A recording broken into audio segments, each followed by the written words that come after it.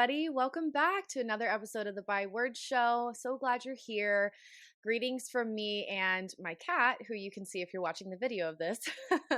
But today we're going to do another Q&A podcast episode, and I love these. I think it's just really fun to sit down, get chatty, grab a drink, pull up a chair, and let's just dive right into this. I asked you guys on Instagram if you had any questions for me, and I'm just going to pick a few and see where we go. The first one is, how do you work through seasons of depression?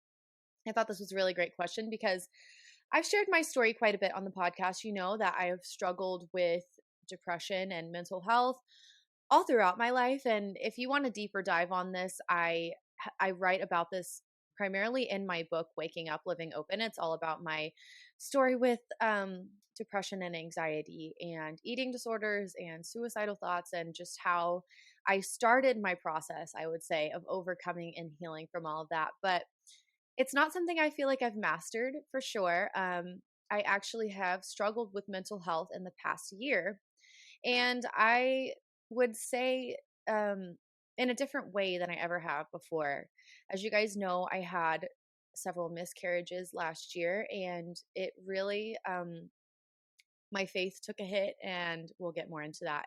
But also, my mental health took a hit because not only is your body going through physical trauma, but you are feeling the emotional and the mental strain of that.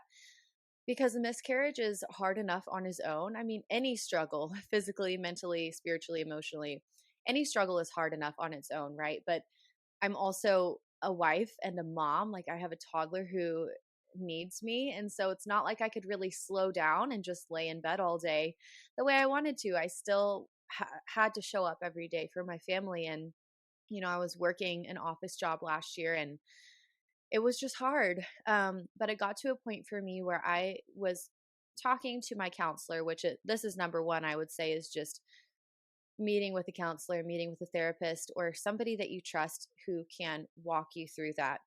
I recommend a counselor, like a professional, because it's somebody that can give you practical tools and then also help you understand mentally what's going on, and maybe some things that may help you, kinds of therapy, medications, whatever that may look like. But I was really processing through my losses and I mean, the other things that I was going through last year with my counselor. And I was explaining that, I've experienced depression before, and I was on medication for it when I was in high school. But how I felt last year was very different than anything I had experienced before.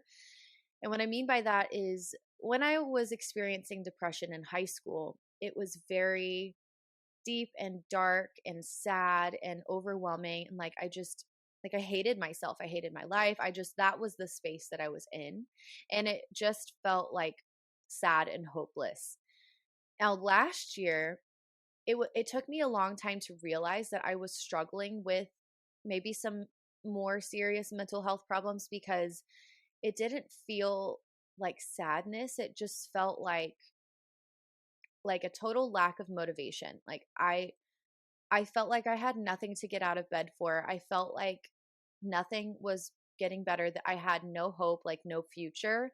And so what's the point? And I didn't want to do anything that I enjoyed anymore. Like, it was really a struggle to get up and eat. It was a struggle to make plans with friends. All I wanted to do was lay in bed all day and do nothing and talk to nobody. And so it was a really different experience of depression. But I think that, after talking to my counselor, we really did discuss that that's what it was. And so what we decided for that season was to obviously continue processing through it in counseling sessions. But I got to a point where I was struggling pretty badly last year, actually a year ago, about February, March. I was really just not doing well after my first miscarriage. And so we decided that the best next step for, temporary or however long, was to try getting back on medication for a little while. And so that's what I did. And I have been on antidepressants for, I don't know, like maybe the past 6 months or so, maybe a little more. But it really has helped me. And I don't plan on being on them forever. But what I usually say when I'm trying to explain to people how it has helped me in this season of my life is that it has lifted me enough out of the mental fog to be able to process my pain and heal it. Because before, I could not even process how I was feeling because I had absolutely no motivation. I didn't want to think about anything. I didn't want to talk about anything. It was really hard on our marriage and my relationship with our son and my friendships, and like it affects everything when you're struggling with any kind of mental health struggles. So that's how I've been processing lately, but I am doing really, really well. We've found a dose that works for me, and then also I don't attribute it just to medication. I mean, we have been very prayerful about next steps throughout this process. So I meet with mentors regularly who are praying for me. I ask for prayer. I've become very open in my relationships. Like when I'm struggling, I know that I can tell my husband and he will help me meet the need, whether it's rest or, I just need a little bit of extra time to get work done in a day, or, I just need some space, or, like whatever that looks like. Communicating my needs has helped a lot. I know that's something that's hard to do sometimes when you're struggling with depression because you may not even know what your needs are. Like I said, if you can't even process how you're feeling, it can be a struggle, but I would say maybe talk to somebody if you're struggling with depression right now or any kind of mental struggle. Talking to somebody, going to see a counselor. And I know that money can be an issue here. I'm actually really blessed. I may have said this on the show before, I can't remember, but I'm really blessed to be able to go to a counseling center in Burleson here where they kind of do pay what you can. They make it really affordable for people, which that's a whole other topic we could spend days discussing. Is I wish that mental health care was affordable and accessible to everyone. Like that should not be something that people don't have access to because they can't afford it. That just makes me so frustrated. I will stop before I get started there. But there are definitely resources that are more affordable. I have a friend who does online Christian therapy. So there are options. If you need help finding one, let me know and I'd be happy to help you. But definitely talk to somebody. I don't think you should get on medication right away. That doesn't solve all the issues, but talk to somebody who has enough knowledge and expertise to guide you along next steps, because it may just be cognitive behavioral therapy. It may be, you need to like get outside more or just like do something each day that just helps you find your motivation again. It may just be a funk. It may be something that's temporary that you just need to talk through and process through and pray through. But I never want to discount that. Like, we should take mental health seriously. Like I think this is something we should be proactive about so that we don't get in a spiral and then we realize, wow, this has gotten really bad and I don't know what to do. So that's why I stay in the habit of talking to people about it and going to counseling and being very honest with Christopher and other people who are close to me. And that helps a lot. So that was a long answer to the question, but hopefully something in there was helpful. Next, what is my dream job? I love this question. You guys know that I love to dream and talk about these kinds of things, but if I am being totally honest, my dream currently would be to grow this podcast and to continue growing my platform so that this could be my full-time career. Like I absolutely love getting to share with you guys in this format. And I love being able to give space for other women to share their stories and their knowledge and their process with all kinds of things that have to do with living every day with purpose and talking about things and questions that come up in faith or church life. Like I just love it more than anything. And it has really been just a growing passion. The more that I do it, the more I'm like, man, this is what I want to do. If I could add anything to that, like ideal dream world would be to just continue growing in my knowledge of trauma and be able to share more. I have plans to write about more things and I mean, I would love to speak at more events. I am so excited because I do have opportunities coming for that and doing the in-person bywords events. Like I would just love to continue doing more of what I'm doing. Basically, I'm really blessed, and I recognize what a privilege it is to be able to say that I am doing what I dream of doing and I want to do it well. I think in addition to that, I would love to continue doing this in a way that is, that can financially support my family. And so I can spend more time with our kids and just everything. Like, just, I want to be a present mom. I want to be a present wife. I want to be able to travel and experience all the beautiful things of life, and not be tied to my job. Like, I want to be a mom that is working and doing what she's called to do, but never sacrificing family for the sake of that, if that makes sense. So yeah, I would say that I'm doing it. I just want to be able to grow this and continue doing it more and more. All right, the next question is, what are your thoughts about God after your miscarriages, and has it wavered your faith? Kind of going back to the first question, yes, it has definitely impacted my faith. At first, it was in a very, very negative way. And I've talked about this before. There are some episodes previous that I have kind of discussed a little bit more about how I really had to work through a lot of doubt and questions that I had about my faith and about God while I was struggling with my miscarriages and walking through all of that. But at the end of the journey, like that we've walked so far, at least, I can say that it really has strengthened my faith. And I feel like it's just, here's how I would explain it. Like, I view every challenge, every trial, if you want to call it that, like every struggle that we go through is an opportunity that will either turn us from God or draw us closer to Him. And that's our choice. And so at first, I completely turned away from God and was like, how could you let this happen? Like, I've been through enough. I don't want any more testimonies. I don't want any more stories to tell. I'm good. Like, you're supposed to be good. Why are you not coming through? And I mean, the second and third loss, like, kind of just solidified those things. But after my third loss, I may have shared this a little bit, but it really just came down to, for me, this realization that I do have a choice. And I am not going to let the enemy steal anything else from our family. I'm not going to let him steal anything else from me. And so I get to choose what I believe. And I am going to believe that God is good despite my circumstances. Regardless of how I feel, like, I am not going to let my feelings influence the way that I respond to my God. And it's a faith thing, right? Like, that requires faith to be able to say, God, you're good, even when my life is anything but, And so it's just become something for me where I have tried doing the seasons of, hard struggle, like walking through a miscarriage. I've tried to do it without God. I've tried to do it on my own.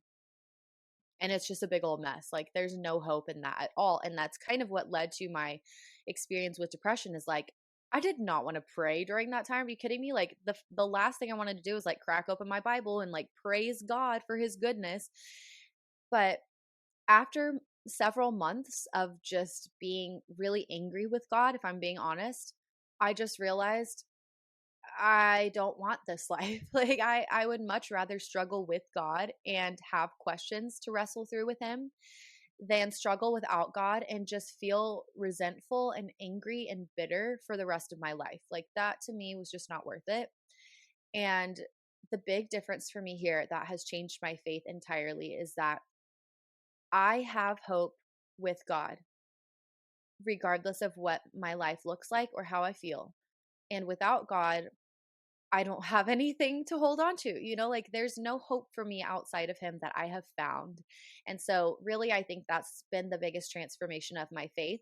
And I'm grateful for it. Do I wish that do I want to go through another miscarriage? Absolutely not. I hope I never do.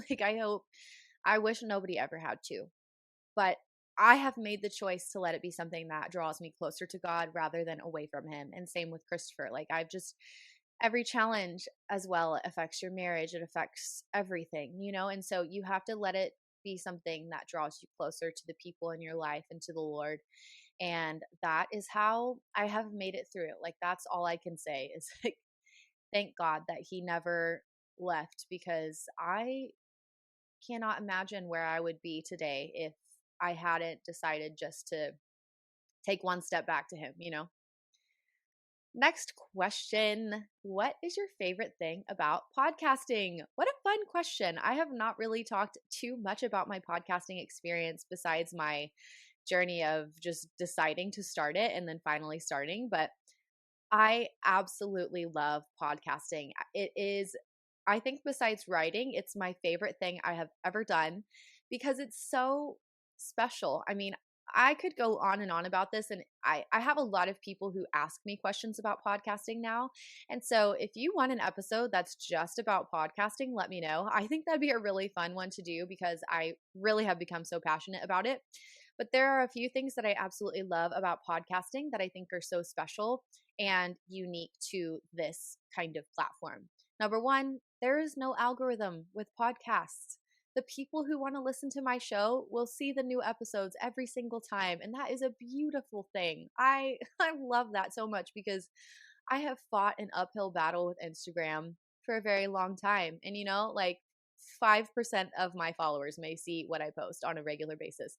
But with podcasting, not only is it algorithm free and very visible for the people who are following you, but it is kind of an exploding industry right now. So many people are starting to podcast, especially because now there are video options for podcasting. And it just seems like that's the way our world is moving. Like, we want content that's easily accessible, that you can access on the go. Like, it's just, there's so much about podcasting that is good that I love. But for my personal experience with podcasting, I think my absolute favorite thing is the experience I get to have with the guests on my show. I have just, I mean, this is something I'm really proud of, but I think that I've really come up with a really good process for honoring my guests and helping them feel comfortable sharing their story because you guys know we talk about some vulnerable stuff on here.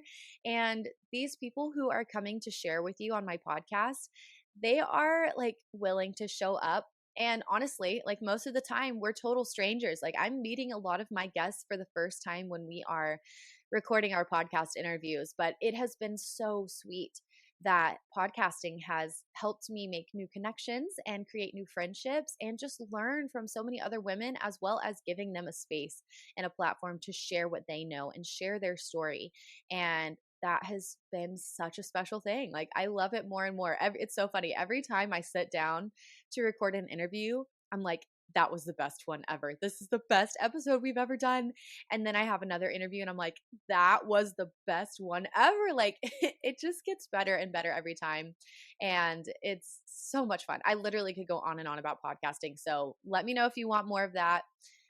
Here's a little sneak peek that I'll share with just my podcast listeners. I actually am developing a podcasting course. So if you are interested in podcasting and you want to know more, shoot me a DM because I may or may not have an option for people who are interested to be able to get that, like kind of as a test run. So let me know what you want to hear about podcasting, and I will happily provide all that information because it's so fun to now teach what I've learned. Not that I'm an expert, but I have learned a thing or two in the process. Okay, the next question is, do you think you'll write more books? This makes me so excited because I absolutely want to write more books.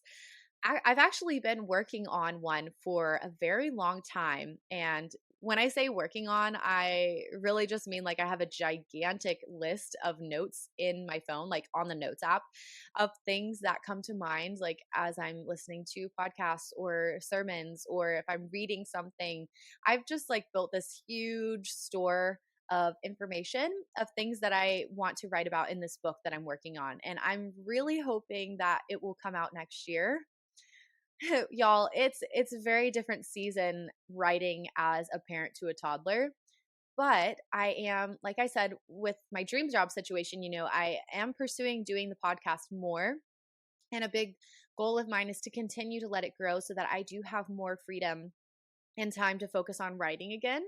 All of that to say, I absolutely do want to write more books. Hopefully, one will be coming soon, but I know at some point, at some season, when the time is right, I will get back to writing again, which makes me so excited. Who knows? Maybe I'll get back to blogging in the meantime. I do write emails every week. Maybe I'll do more of that. Like, if you don't get my weekly emails, you should definitely subscribe for that because it's a fun little love note to your inbox every week. But yes, definitely want to write more. I love writing. My first love, and I'll never be able to let it go. Okay, let me get a little sip here. You don't even know podcasting. Y'all get to hear the pretty part that I've edited out all of my random, like clearing my throat and saying stuff that I'm like, wow, that was so stupid.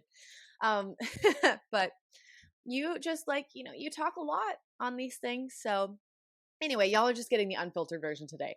Let's wrap it up here. Let's do a fun one for our last question. It is going to be, okay. What are some of your goals for this year?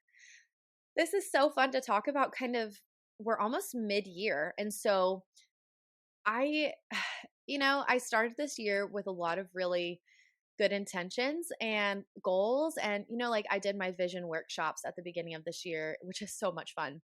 And so it was really neat for me to dive in and think, I really have grown a lot. And I feel like I'm in a sweet season where my faith is really healthy again. My body is getting healthy. Our family is in a really sweet spot. And things are just in a like I feel like honestly finally I'm like ready for a good year. I don't know about you, but I'm like very grateful that things are going well this year. And I can say like I'm looking at my list of goals right above me on my little vision board in our room, and I'm so grateful. Like it's only March when I'm recording this, and already so many things I can check off of my goal list for this year. Like trips that I want to go on, things I want to do. Like I'm launching in-person events for Bywords that have been so beautiful and so special. Um, Donating to causes that I love. Like, I don't know if you guys know this, but all the money that I make from my book sales and from podcasting, like anything, I love to give back. And I talk to you guys about this all the time, but I want to be somebody who practices what I preach. And you guys know that I'm so passionate about human trafficking and so many things. I could go on and on, but I love to give back. So I support Traffic 911 with my business, which you guys have probably heard me talk about, but they are absolutely incredible. They are a local organization in DFW who help youth, like young kids, minors who are coming out of sex trafficking, like right here in our neighborhoods. And so every month I am supporting them, and I am so thankful that I'm able to do that. So I have a goal of just being able to give away more and more and more. Like I would love, like, this is kind of like a silly goal, but no, it's not. I actually really love this. And it's so cool because Christopher also is really passionate about giving back. And we would just love to be able to donate millions of dollars one day. Like that would be the dream. Like we just want to be the ones who are like, okay, we're just going really deep here for a second. This is kind of vulnerable to share, but it's special because when Christopher and I first got married and we were talking about our goals with money and finances, and I mean, y'all, let's be real. We're nowhere near millionaires right now. But it was just so sweet because when we were starting to talk about our goals with money from the beginning, it's always been so clear to both of us that we just want to be people who have the resources to meet needs whenever one arises. So if somebody needs a place to stay, we want to have a house with a guest room where they can come and have a safe place to stay for however long they need. If somebody needs a car, like we want to be the ones who are like, hey, we have the resources, like we'll get you a car, And that's a big dream. Like that's a really big dream. And like I said, we're a long way from that. But something I have learned in the process with generosity is that you don't have to wait until you have $1 million to give away or to bless people. Like the first step to giving away $1 million is giving away $1, right? And so there have been so many times where it's like, man, I want to do more, but I can still be generous if it's paying for someone's coffee. It can be generous to like write somebody a note or spend time with somebody. And so we've just learned to look at generosity in a different way. And so kind of circling back to the question, one of my big goals this year is just to give more and to make a greater impact with whatever resources I can, whether that is teaching about podcasting or hosting vision workshops for people who are social workers or, like women coming out of jails, like in a halfway house. I just want to be available for that kind of thing, which is why I want y'all. I'm just like giving you my whole heart on a platter here today. But I just really want this podcast and my platform to grow so that I have more opportunities to do big things like that. That I think is my biggest goal this year, is just to start, or I would say continue in that growth process, like whatever that leads to and however God lays out the path. But besides that, something practical would be, oh my gosh, this is a goal I'm so over the moon, like excited, like can't even like explain how crazy this is that I get to cross it off of my list this year because this has been on my list of goals for the past 5 years. Okay. So, little backstory. I did Youth with a Mission, YWAM, when Christopher and I were dating. If you're not familiar with YWAM, totally fine. It's just basically a short term mission school for young people who want to get out into the mission field and travel and just like spread the gospel. And it's a short term thing, like I said. So we did 3 months in LA and then we did 3 months doing outreach. So this is when I was in Greece and France. And during that time, you are with a group of girls, which was my school. It was an all girls school. And so you're living with these people 24/7, just doing life. And I made a friend there who has continued to be one of my closest, dearest friends. Like, she's my person. If you watch Grey's Anatomy, like, she's my person. And she came and she was a part of our wedding. And I haven't seen her since because she lives in Australia. And I've never been to Australia. And every year, my biggest dream on my goal list is to go and see her. And we were planning on taking a trip next spring to go and see her as a family because have I told you all this? We had tickets to New Zealand for 2020, so COVID year. And obviously, we had to cancel those flights and we were not able to go. So we didn't even make it out that way. Very heartbreaking, but we got a full refund. Thank you, Jesus. And so we've just been trying to find a way to get out there because it's so expensive. But Christopher, if you don't know, my husband is like the wizard of finding cheap flights. And this is how we've been able to travel quite a bit. He finds these insane cheap flights.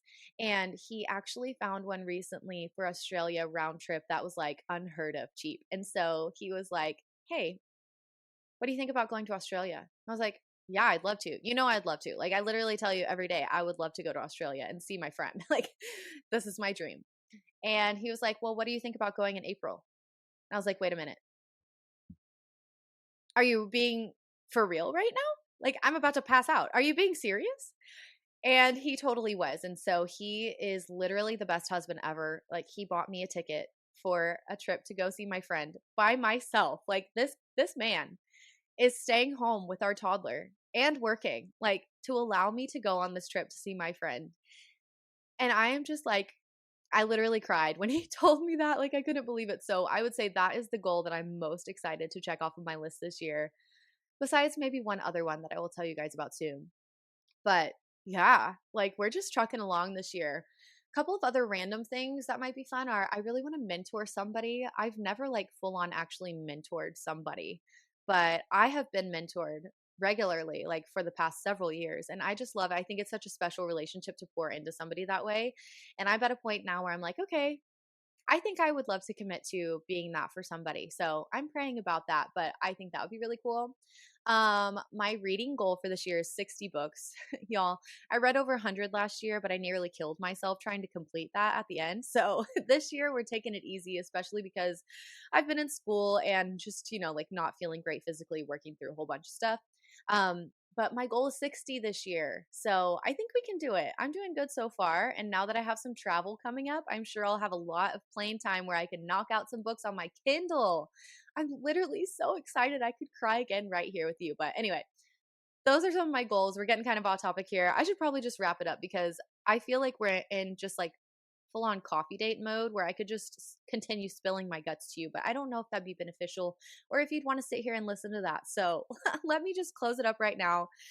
I love you guys so much. Thank you so much for being a part of this journey with me. Like, truly, I don't say it enough, but I am so grateful that I get to do this podcast. It blows me away all the time. Like, I literally cannot believe that I get to do this podcast and share the things that I get to share with you and have the people on the show that have been on the show. Like, I just feel honored. Like, it knocks the breath out of me on a regular basis because I feel so lucky that you would even sit down and take the time to listen to my voice on a regular basis. So thank you so much. I'm excited. I would love to hear some of your goals for this year. Send me a DM. I love hearing from you guys. Send me a DM, screenshot this episode, let me know you were here, and maybe answer these questions like, what's your dream job? I would love to hear from you.